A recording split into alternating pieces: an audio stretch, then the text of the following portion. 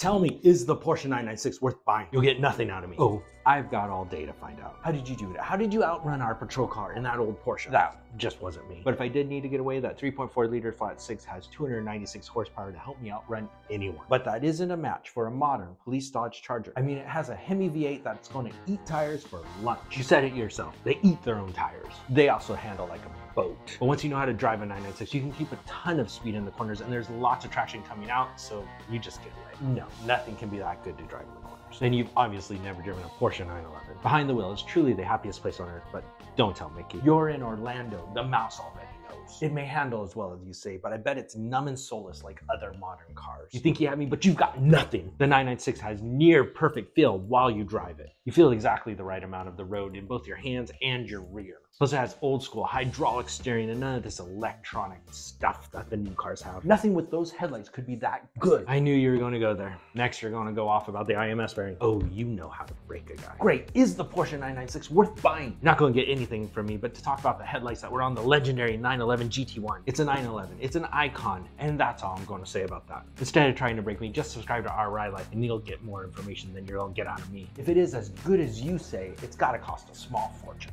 Looking at it, it's probably a $60,000 car. I'm sure you would have to pull a big job to get that kind of car. That one only cost me $12,500, and even with inflation, you can get plenty for under $30,000. There's no way you can get that kind of value for money. Hey, you just keep driving the Dodge Charger that they gave you and forget about catching a 996 like mine. That's all I need to hear. You're free to go. Watch your back, because one slip up and I'll be there. He's not going to get it out of me, but if you want the best value for money in a 911, get a 996 generation Porsche 911. The thing is, if you get a Porsche 996, then there are some secrets you should know. So check out this video and enter the Porsche Matrix.